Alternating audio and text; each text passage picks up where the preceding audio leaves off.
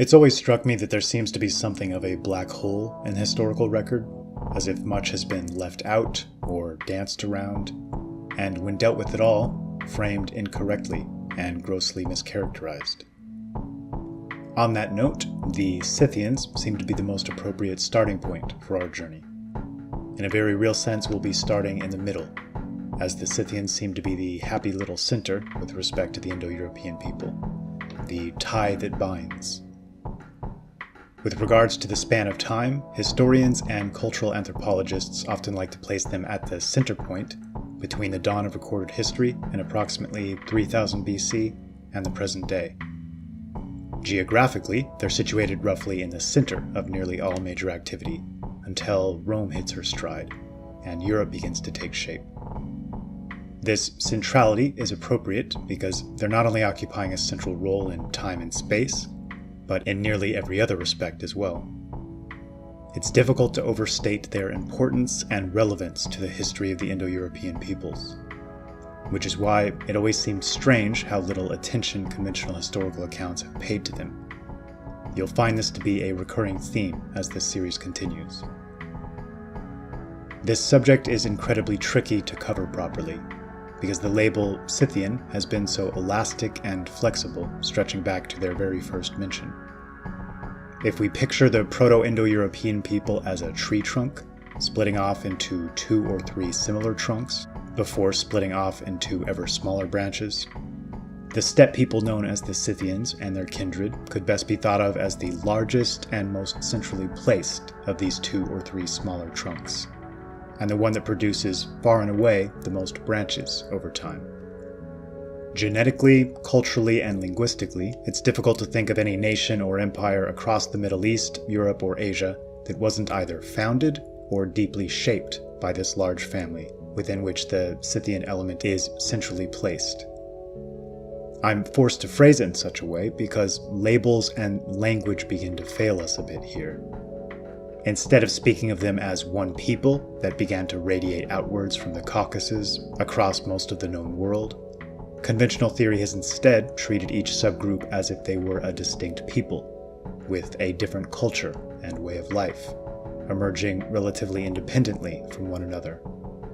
And of course, we give each of these a separate name, causing them to appear even more distinct. One group moves into India and suddenly becomes Indians, another into Persia and becomes Persians, another into Bactria and Parthia and become Bactrians and Parthians. In many ways, this isn't the most helpful or efficient frame through which to view history, and it was bound to cause great confusion. For example, if you look up Scythian in Wikipedia, or any similarly conventional source, you'll hear them spoken of as if they simply emerged out of nowhere around the 9th or 10th century BC. Yet, intriguingly, the historian Marcus Justinus states, "The nation of the Scythians was always regarded as very ancient, though there was a long dispute between them and the Egyptians concerning the antiquity of their respective races. The Egyptians being confounded by these arguments, the Scythians were always accounted as the more ancient." End quote.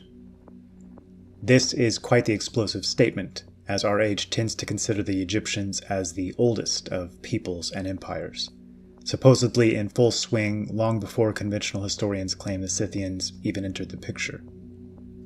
But it gets even more intriguing, and I relate the following accounts not to agree or disagree with them just yet, but because they were stated by reputable and sober minds of their age, and certainly deserve consideration. The 17th century Irish historian Geoffrey Keating outright claims the Scythians were of Noah and his progeny, and claims that the Sumerians, with an S, were descended from them.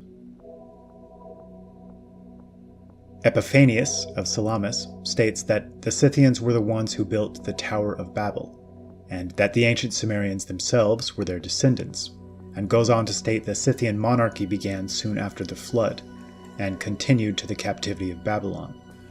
He further states, quote, that the laws, customs, and manners of the Scythians were received by other nations as the standard of policy, civility, and polite learning, and that they were the first after the flood who attempted to reform mankind into the notions of courtesy, into the art of government, and the practice of good government. End quote. And herein lies one of the most intriguing mysteries of this people. Not only were they extremely capable warriors on the battlefield, credited with the invention of metallurgy and bronze, longboats and galleys, even silk, and responsible for some of the greatest thinkers of the age, such as Anacharsis, one of the 7 sages of Greece, as well as being brilliant artists and craftsmen, who used the massive amounts of precious metals they acquired over time to produce pieces that would stand up to any created today. But they also seem to have been universally respected and well liked. The Greeks, very much their genetic and cultural kinfolk, seemed to view them as their more wild and less domesticated cousins. Homer called them both the most just of all peoples as well as proud, and according to Strabo, they were men who, quote, by no means spend their lives on contracts and money acquisition, but actually possess all things in common, except sword and drinking cup. Aeschylus, the Greek poet, calls them the law-abiding eaters of cheese made of mare's milk, and tells us, the Sakai were noted for their good laws, and were preeminently a righteous people. A writer in the 1st century BCE, by the name of Pompeius Tragus, gives the following account. Quote, justice is observed among them more from the temper of the people than the influence of the laws. No crime, in their opinion, is more heinous than theft.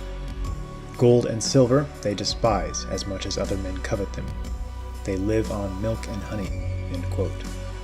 He goes on to further praise their seeming complete ignorance of greed and covetousness, and vice of every sort, in a manner deeply reminiscent of Tacitus's later portrayal of the ancient Germans.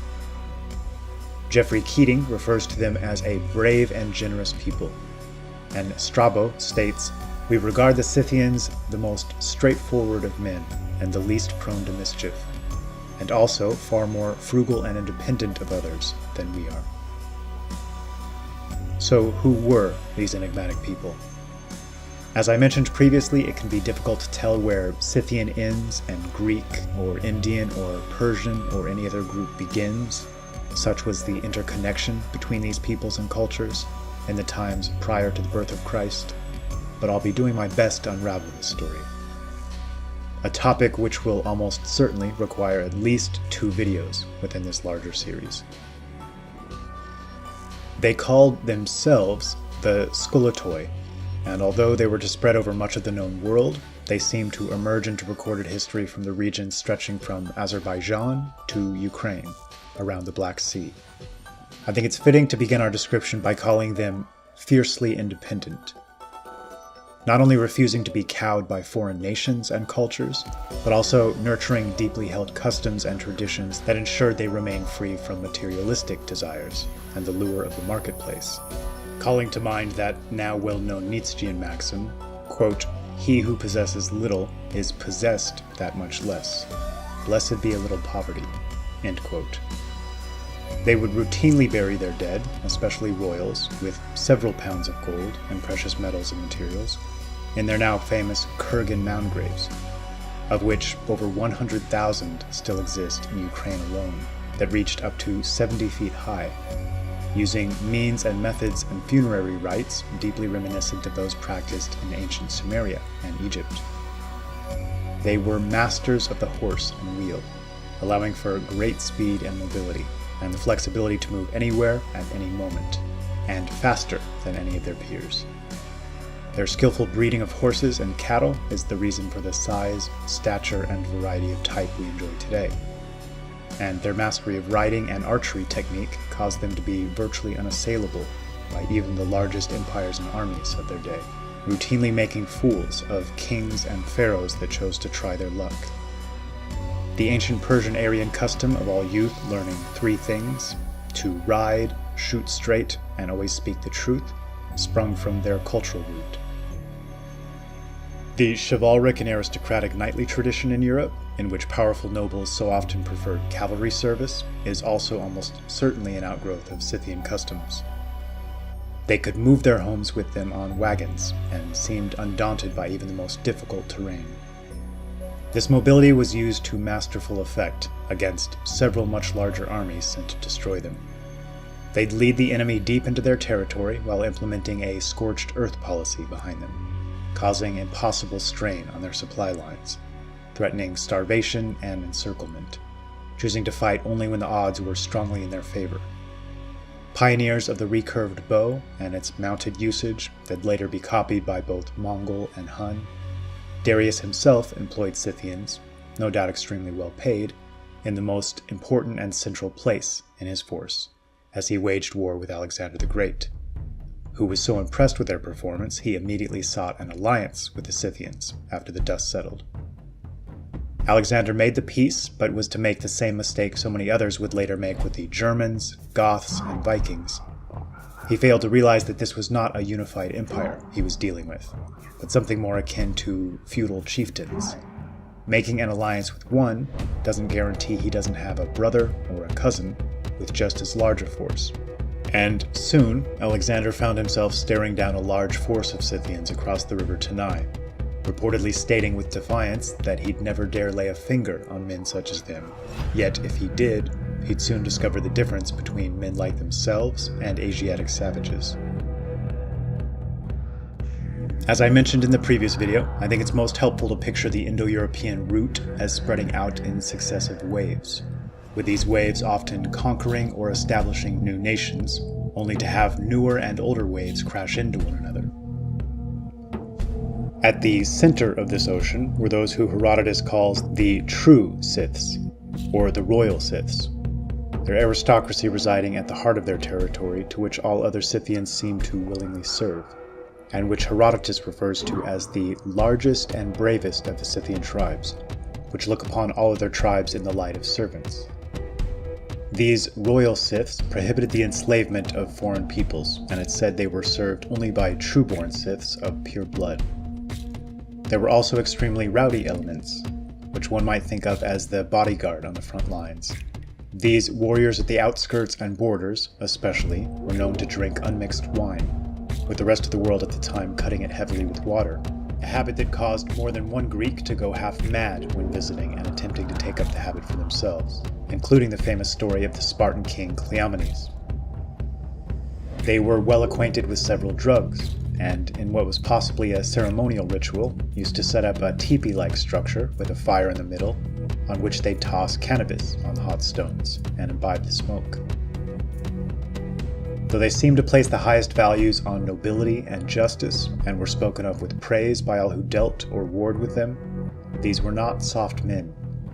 Again, much like the later Goths and Germanic peoples, war seemed to be viewed as almost a religious sacrament of sorts, not merely a source of pain and suffering and sadness, but rather something approaching a spiritual experience, and a chance to test one another's mettle, to earn glory through the display of great courage and heroic deeds, a chance to flex both mental and physical muscle in the highest stakes contest known to man. There's a fascinating story about the Scythians being pushed by one brother people from the east, the Massagatai, into another brother people to the west, the Cimmerians, and being forced to attack the latter to avoid the former. The royal element among the Cimmerians, who again were essentially Scythians, now known by a different name, refused to leave the graves of their fathers and flee, and chose instead to divide into two camps and fight one another to the last man as a final hurrah. And when the Scythians arrived, they took possession of an empty land. It's said that some outer tribes had the custom of drinking the blood of the first man they killed as a rite of passage, and would keep trophies as reminders of their victories. It's said that the heads of all slain foes in major battles would be brought to the king to obtain their just share of the winnings. They'd often make drinking cups out of the skulls of their especially respected foes, which they would bring out for important gatherings and major events, and discuss the events behind the obtainment of these grisly souvenirs as they dined. Herodotus tells us that once per year, the governor of each district would mix a large bowl of wine, perhaps in those famous cauldrons of the type we seem to find across every ancient Indo-European culture, and that only those who had killed a foe had the right to drink. The accounts of their dominance during long stretches of time are almost unbelievable. A passage from the works of Pompeius Tragus reads, and I quote, "They thrice aspired to the supreme command in Asia, while they themselves remained always either unmolested or unconquered by any foreign power. Darius, king of the Persians, they forced to quit Scythia in disgraceful flight. They slew Cyrus with his whole army. They cut off, in like manner, Zoparion, a general of Alexander the Great, with all his forces. Of the arms of the Romans they have heard, but have never felt them. They founded the Parthian and Bactrian powers. They are a nation hardy in toils and warfare. Their strength of body is extraordinary. They take possession of nothing of which they fear to lose, and covet, when they are conquerors, nothing but glory. The first that proclaimed war against the Scythians was Sesostris, king of Egypt, previously sending messengers to announce conditions on which they might become his subjects.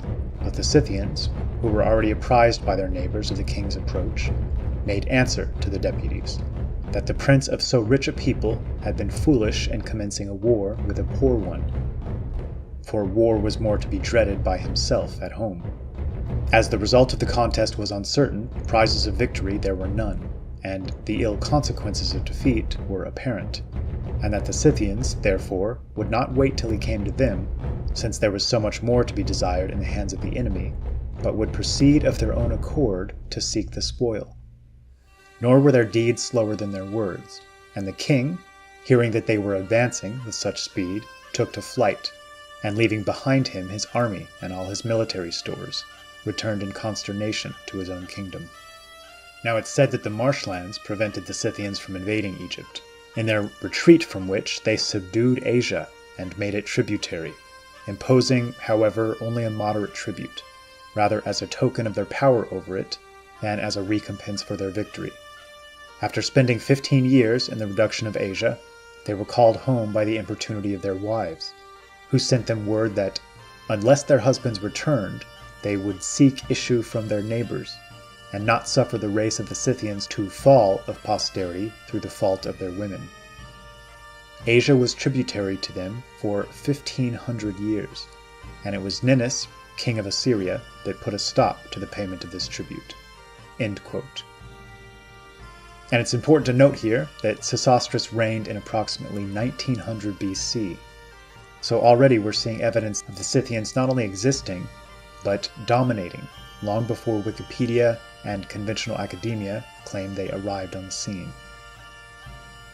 In a story that well illustrates their insistence on honesty and direct dealing, in the early friction between Persia and Cyrus, the Scythians faced one of their only significant defeats, by what they would come to see as a deceitful trap.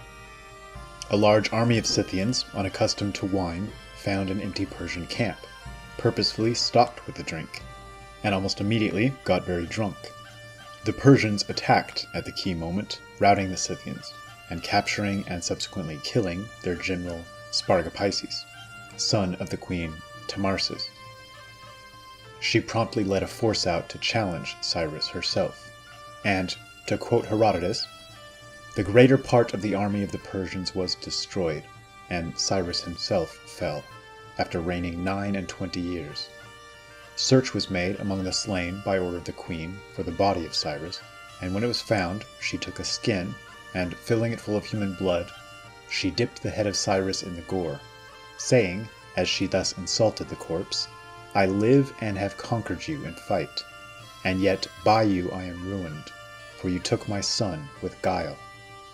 But thus I make good my threat, and give you your fill of blood.' Of the many different accounts which are given for the death of Cyrus, this which I have followed appears to me most worthy of credit." End quote.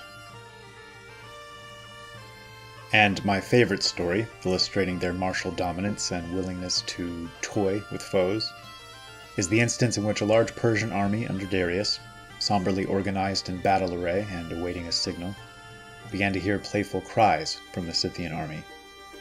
Darius is said to have asked what the clamor was, only to find out that they were passing the time by sportingly chasing a hare. He's said to have stated, quote, "These men have very slight regard for us, and I perceive now that Gobryas spoke rightly about Scythian gifts.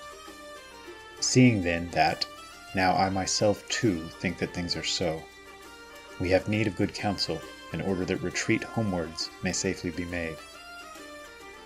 It's said that Gobryas replied, O king, even by report I was almost assured of the difficulty of dealing with these men, and when I came I learnt it still more thoroughly, since I saw that they were mocking us.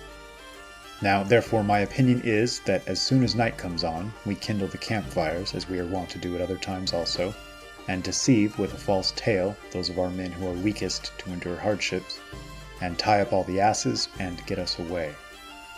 There's also the story of two Scythian youths of royal birth being driven from their country and founding a settlement near Cappadocia to engage in Viking-like raids for many years with great success, until finally several surrounding peoples banded together to set a massive ambush and cut them to pieces. Quote, "Their wives, when they found that exile was added to the loss of their husbands, took arms themselves, and maintained their position, repelling the attacks of their enemies at first, and afterwards assailing them in return. They relinquished all thoughts of marrying with their neighbors, saying that it would be slavery, not matrimony. They also took revenge for their husbands that were killed in war, by a great slaughter of their neighbors." There's an interesting anecdote that speaks of a Scythian skirmish with the mythical Amazons, who it seems were likely very real, and ironically were likely the genetic kin of the Scyths, that may have come to be in a manner very much like the situation just described. It was only after the battle, upon viewing the dead, that they realized their defeated foes were actually women. After some discussion, it was decided these Amazons were a worthy people, and thus the Scythians sought them out. Finding their location, they sent a contingent of men to set up camp near them, with orders to flee if attacked. Drawing a bit closer with each passing day, while signaling their peaceful intent, after some time a Scythian and Amazon finally met face to face. The two managed to clumsily communicate, and the two groups soon followed suit. And as each man paired off with a woman, a new tribe was born. And this is illustrative of a larger point mentioned previously, one that bears repeating. The Scythians left a trail of their genetics and culture across most of the known world. To this day, most historically literate peoples from a wide variety of nations can trace themselves back to the Scyths. In fact, recent finds seem to show their influence extended all the way into modern Korea, with the so-called Silla royal burial mounds in Gwangju closely resembling those of the Scyths, and containing remarkably similar goods. In the previous video, we spoke of India and the Sakya tribe, from which Buddha was born into the warrior caste. Interestingly, the Jats in western India, favored by the colonizing Brits as a martial race, claim descent from this tribe. The Persian Empire, as well as the Median, Bactrian, and Parthian, were essentially direct outgrowths of the Scythians. What I find even more interesting is the wealth of connections to the Spartans, with regards to appearance, customs, traditions, culture, and mindset, and I've included a link in the description to an impressive article discussing this topic. Though slavery was prohibited among the royal Scythians, it was practiced in many of the surrounding tribes, using a structure similar to that of the Spartans and their helots. Both were well respected, intelligent but abhorring pretentiousness, disciplined, unrivaled on the battlefield. Both seemed to honor simplicity and the shunning of wealth and the marketplace as a virtue. They also seem to share origin stories, among so many other things. It's a virtual certainty that these two peoples were genetic kin. It's a depressing fact that the great majority of their magnificent art has no doubt been lost forever due to the activities of grave robbers, who not only steal the gold artworks but often melt them down, activities which continue to some extent to this very day. In fact, if it wasn't for the Russian Tsar Peter the Great's decree of 1718, which ordered the collection of these antiquities and established brutal punishments for thieves, we'd be left with virtually no traces of their existence. So what did they look like? Modern historians seem intent on portraying them as an Indo-European and Mongoloid mixture, though none of the hard evidence seems to point in this direction, especially the further back one moves through time. And this seems to be the all-too-common error brought about by associating them with the peoples existing today in the regions they roamed so long ago.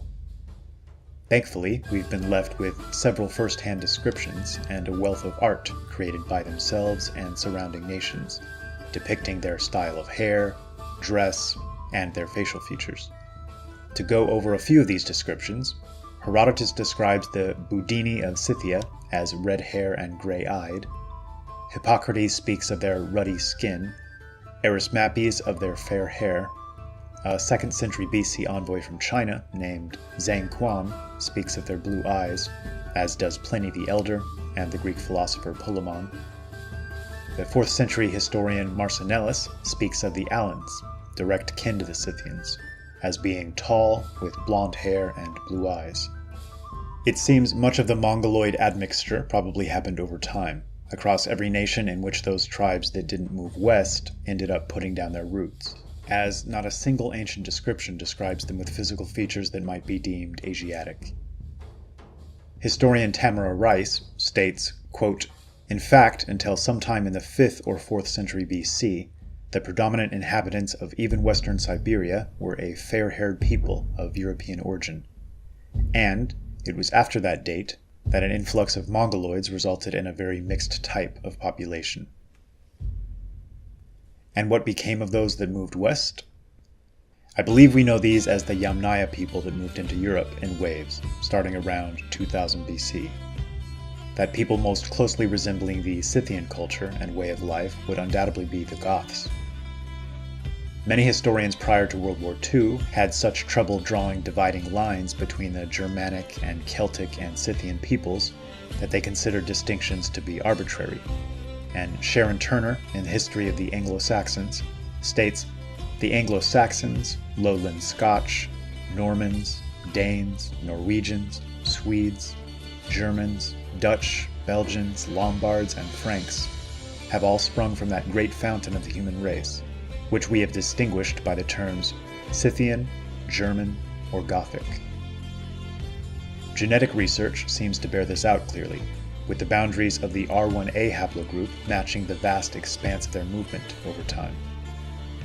Culture and custom seems to bear this out, with the Germanic peoples sharing so much of their historical character and traditions with the Scythians. The similarity in the burial mounds of the Swedish kings in Uppsala with those of the Scythian royalty is striking. And the specific type of R1A genetic signatures found in Norway and Sweden clearly resemble those existing throughout the trail of the Scythians, extending into the Altai region, where many Scyths settled down and left their lasting genetic mark. The human genetic data is even supported by a comparison of the genetics of the Norwegian fjord horse and the Mongolian horse, and the data suggests that the migrants to Scandinavia brought with them their prized horses, which became the root stock of the Norwegian equines of today. There is also a strong connection to the Polish royal houses, and it's theorized that the famed and feared Polish cavalry hussars were an outgrowth of the Scythian root. Scottish clans, such as the MacDougalls, MacDonalds, and McAllisters, also share the same unique genetic markers. And in the Scottish document, the Declaration of Arbroath, the Scottish trace their roots clearly back to Scythia. I spoke earlier of the royal Scythians being known as the true or authentic Scythians. I found an interesting parallel here with the Germanic peoples, who in Latin were known as Germani, which is the plural of the adjective Germanus, which can mean seed, and was often used to mean authentic or genuine. To the Romans, they were known as the authentic Celts. And Nennius, in his account of the arrival of Hengist and Horsa in Thanet, states that messengers were sent to Scythia for reinforcements. The context shows that these in fact came from North Germany, so evidently the name of the genuine Scythians persisted long in Northern Europe. Burials found near Brandenburg dating to the 6th century BC are yet another clear testament to their presence.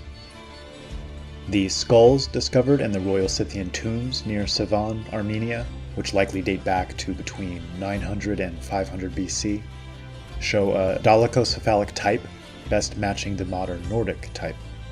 And there seems to be a great number of parallels with the Scythians and Vikings in particular, across the board. Both had a long history of extracting wealth from neighbors, but rarely wishing to stay and rule, and seemed to prize simplicity, courage, honor, and considered combat to have something akin to a spiritual significance. Both were fiercely independent, often stubborn and prideful. Both equally shunned domesticated life and all of its trappings. It's noted in the Icelandic sagas that men from Asia became the aristocrats of Sweden and Norway, and this can only be a reference to the Scythians and related tribes, who were later to push back eastward as the Rus, leaving behind a ruling caste and the title of the nation we know as Russia today. In my research, multiple sources speak of material goods with a Scythian stamp appearing with a greater frequency as the Viking era approaches. So even having said all of this, we've just scratched the surface here, and I've only been able to provide some of the meat of the overall story. In a future video, we'll be covering the Goths and Germanic peoples specifically, and in another, I hope to deal with the history of these enigmatic people prior to approximately 1000 to 1500 BC. Many of you may know there's still an elephant in the room to be dealt with related to this topic, and I'm looking forward to dealing with it to the best of my ability. And selfishly, I wanted to close with some subjective editorializing. I've come to respect these people, their culture and worldview and manner of being, and I think we have much to learn from them. Time and time again, they had opportunities to conquer and settle in large urban centers, and embrace the ease of life and conveniences these provide. Situated as they were, centrally located between the East and the West, much like the Khazars would do in the same region later, they could have devoted themselves to becoming merchants, growing fat and happy from the process of buying and selling between empires, dealing both goods and human beings. They seem to very consciously and purposefully reject this path, and time again speak as if they recognize the threats of orienting their lives towards the materialistic marketplace, and the softness and dependence and domestication that inevitably follows. These are ideas that seem to remain in the Western bloodstream for many, many generations to come. An immune system that caused most populations to view real labor with pride, not shame, and caused the aristocracy to look with great suspicion on the merchants that began to rival their power, intermarry with their families, and slowly but surely change the face of their nations. Currently, we orient virtually all of our intellectual energy and efforts towards the marketplace, towards the creation and marketing and buying and selling of goods and services, the majority of which don't seem to be causing an increase in true happiness or fulfillment, and a key few of which seem to be definitively having the opposite effect on a mass scale. The Scythians managed to produce great minds, pioneering inventions, explorers the likes of which we'll probably never know the full exploits of, and might be hard-pressed to believe, even if we did, and a class of strong and robust and self-sufficient men, who seem to have been liked and feared and respected by all that they encountered. And they did so while embracing nature, both within and without. I often wonder what they'd think of our concrete jungles, our sequestering ourselves in cubicles for the lion's share of our days in service to a corporate entity in whom we have no stake, and CEOs and shareholders who we have no personal connection to, and our rush to toss everything that served us so well by the wayside to adopt every form of newness and novelty without regard to its longer-term ramifications on mind, body, and soul. Though the modern world equates labor and hard work with strife, and equates the minimization of these things with happiness, I have to disagree. Work is psychologically gratifying insofar as we can clearly grasp its purpose and utility. And in this respect, it strikes me that few things could be as deeply gratifying as providing complete self-sufficiency for self and family and tribe, thereby bowing the head and bending the knee to no government, no nation, no foreign individual or corporate construct, least of all those seeking to live parasitically by directly or indirectly imposing servitude on others. We may no longer live in a world of frequent physical conflict, at least not at the moment, and certainly not with bows and arrows and swords and axes. But characteristics like courage are almost equally valuable across all eras. all environments and situational contexts, as are genuineness and trustworthiness, and the discipline to avoid covetousness and petty materialistic pursuits. I can't help but feel that relative to our ancestors, we've largely forgotten how to be men. The proxies of drinking beer and watching football have been substituted for our sense of personal responsibility, our highest responsibilities to family, extended family, to culture and nation, and to the Creator. We've been coaxed into trading true independence and self-sufficiency for a servile consumerism. Instead of our foremost goal being to deeply understand our world and all of its machinations, in order that we might meaningfully improve it and ourselves, we've been convinced to outsource this process of understanding to men who call themselves experts and intellectuals, while we devote the majority of our time and attention to seeking some purely financial edge over our fellow man. Worship of the dollar inevitably makes for small men, turns them into tools of powers they don't understand, and in many cases don't even care to understand. There are much higher and worthier things in this life.